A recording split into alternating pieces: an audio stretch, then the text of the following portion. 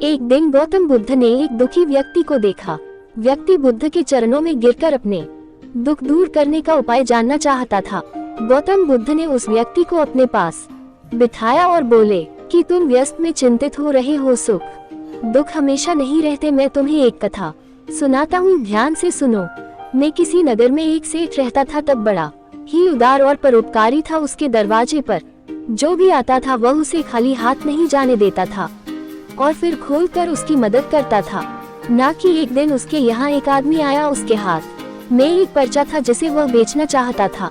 उसके पर्ची पर लिखा था, सदा ना रहे इस प्रश्न को कौन खरीदता। लेकिन सेठ ने उसे तत्काल खरीद लिया और अपनी पगड़ी के एक छोर में बांध दिया कि नगर के कुछ लोग सेठ से ईर्ष्या करते थे कि उन्होंने एक दिन राजा के पास जाकर उसकी शिकायत की, जिससे राजा ने सेठ को पकड़वाकर जेल में डलवा दिया है कि जेल में काफी दिन निकल गए। सेठ बहुत दुखी था, क्या करे उसकी समझ में कुछ नहीं आ रहा था। एक दिन अकस्मात सेठ कहाँ पकड़ी के घाट पर पड़ गया कि उसने गांठ को खोलकर परिचय निकाला और उसे पढ़ा। इस विचार के आते ही वह जोर से हंस पड़ा और बहुत देर तक हंसता रहा। जब चौकीदार ने उसकी हंसी सुनी दी तो उसे लगा सेठ मारे दुख के पागल हो गया है कि उसने राजा को खबर दी। राजा आया और उसे सेठ से पूछा, क्या बात है?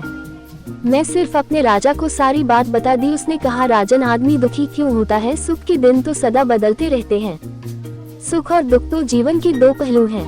यदि आंसू है तो हो सकता है कि हमें धोखा मबी देखना पड़े। ये सुनकर राजा को बोध हो गया। उसने सेठ को जेल से निकलवाकर उसके घर भिजवा दिया। सेठ आनंद से रहने लगा, क्योंकि उसे ज्ञात हो गया था कि सुख के साथ दुख के दिन भी सदा नहीं रहते हैं।